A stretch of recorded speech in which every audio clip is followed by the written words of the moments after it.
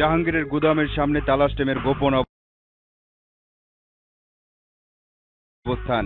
বিভিন্ন ডিলারের কাছ থেকে অবৈধভাবে কেনা খাদ্য বিভাগের চাল ও আটার বস্তা রাখার গোপন জায়গা এটি।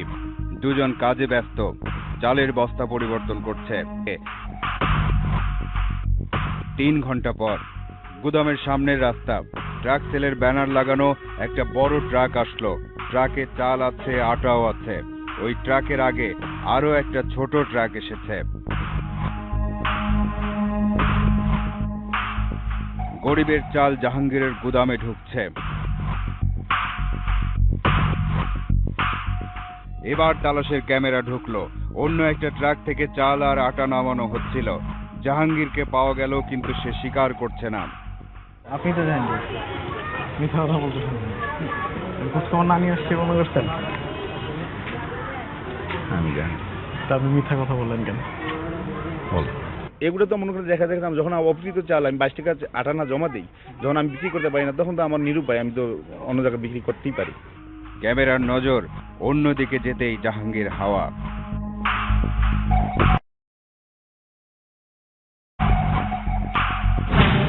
যেসব গরিব মানুষের জন্য সরকারের এই উদ্যোগ, তাদের কতটুকু ক্ষতি হলো আমরা জানি না। আমরা নিশ্চিত যে তারা নিজেরাও জানে না, কিন্তু জাহাঙ্গীরদের পকেট ভরছে। এবার দেখা যাক এসব চাল আর আটা প্রচলিত বাজারে কিভাবে বিক্রি হচ্ছে। রাজধানীর অন্যতম বড় চালের বাজার।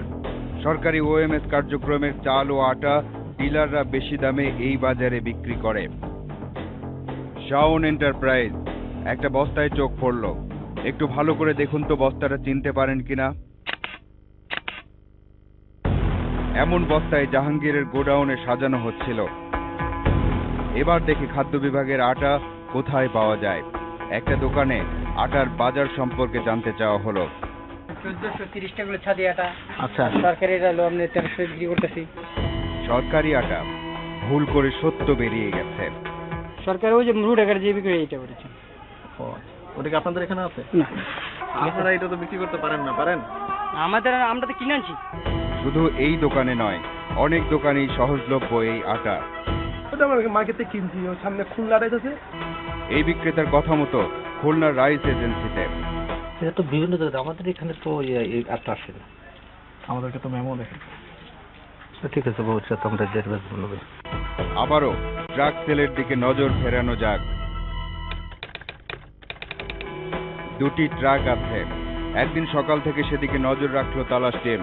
দুপুর 1টায় ট্রাক দুটি একসাথে মোহাম্মদপুরের দিকে যেতে লাগলো।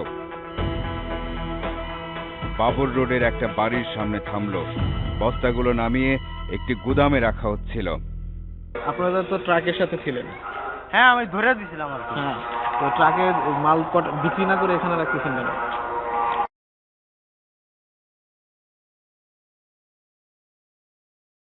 সেটা মালিক পক্ষ বলতে পারে। বস্তা কোত্থেকে পাইছেন? এই বছর কারণ দোকানে আছে, মার্কেটে। তো সবগুলোই আপনার এই বস্তা থাকবে? হ্যাঁ, আছে। কিন্তু আমাদের সন্দেহ হলো, শুধু চাল নয়, আটার বস্তাতেও খাদ্য বিভাগের এটা তো সরকারি বস্তার চাল। চলে না। লোকজন জমে গেল। তারপর তাহলে আপনি ডিলার হয়ে এই কাজটা কেন করতেছেন? ভাই আমি বেড দিবি মাফ করে দাও সবাই। স্টেজ থেকে বের হইছে সকালে? হ্যাঁ, বাড়িছে কয় বস্তা মাল নিয়ে বের হইছে? 40 বস্তা। আপনার এটা ডিলার কে? দিলাম।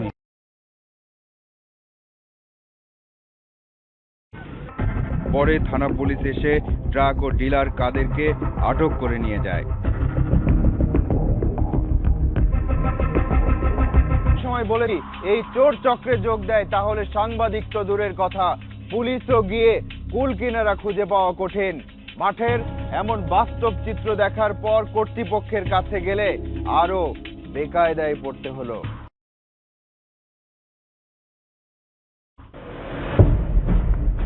অনুসন্ধানে যেসব বিষয় উঠে এসেছে তা নিয়ে কথা বলতে চাই তেজগাঁও সিএসডির ব্যবস্থাপকের সাথে।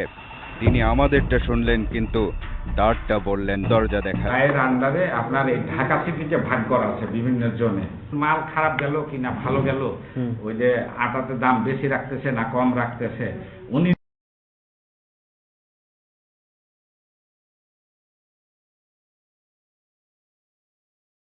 নিয়োগ করছেন লোক, এবং সেগুলোর জন্য হি ইজ অনলি রেসপন্সিবল। প্রধান খাদ্য নিয়ন্ত্রক সুকুমার রায়ের কার্যালয়ে যাবার আগেই চাল চুরির ভাগ বাটোয়ারার একটা তথ্য আছে। ম্যানেজারকে দেয় 2000 থেকে। সিএসডি গোডাউন থেকে বের হবার সময় মালামাল কম বেশি করার ক্ষেত্রে সিকিউরিটি গার্ডকে দিতে হয় 200 থেকে 500 টাকা। ট্রাক সেলের সাথে একজন তদারককারী থাকে যিনি ট্রাক প্রতি নেয় 500 থেকে 800 টাকা। বিনিময়ে ট্রাকের সব চাল আর আটা বিক্রি হয়ে গেছে লিখে রেজিস্ট্রারে স্বাক্ষর করে দেয়।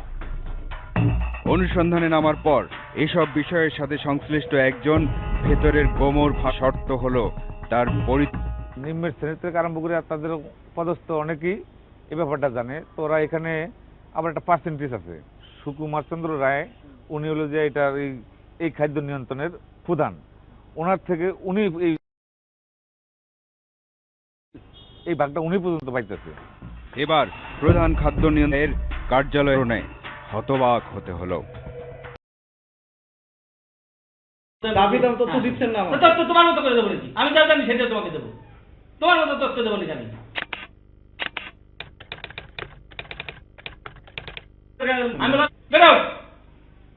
আপনি এভাবে কথা বলছেন? আমি এভাবে বলবো তুমি তিনি তালাশ টিমের সদস্যদের বের করে দিলেন।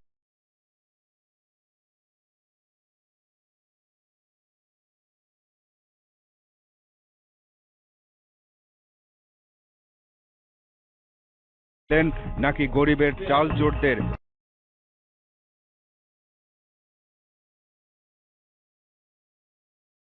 উৎসাহ দিলেন সেটা আমরা এখনো বুঝিনি।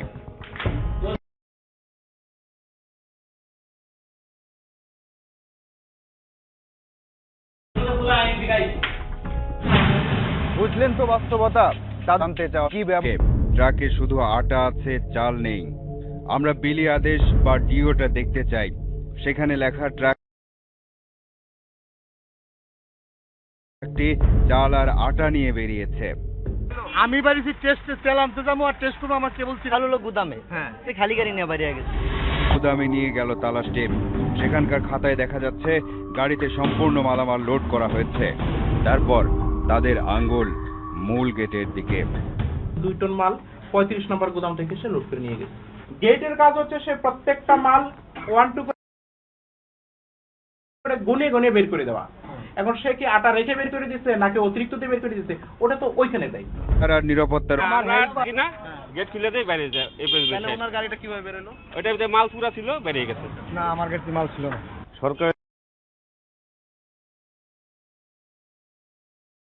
সরকারের কাছে বিক্রি করা হয় যে ডিলাররা শুধু ডিউ কাটে নিয়ে আসে, ডিলাররা এখানে চালটা এদের কাছে বেচা যায়, সিন্ডিকেটের কাছে বেচা যায়। লোকজন কিনে চালটা চন্দ্র রায় ওনার কাছে। কিছুক্ষণ পর আমাদের কাছে গোপনে খবর এলো যে ওই ট্রাকের রেখে যাওয়া চাল বের করার জন্য 35 নম্বর গুদাম থেকে একটি ট্রাক লোড করা হচ্ছে। কিন্তু পুরো সিএসডি গোডাউনে ট্রাকটিকে খুঁজে পাওয়া গেল না। রাখা হয়েছে গোডাউনের একেবারে শেষ প্রান্তে, চোখে না পড়ার মতো জায়গায়। ট্রাকেও কাউকে পাওয়া গেল না। ফোনে কথা হলো গুদাম ইন্সপেক্টর জাফরের সাথে।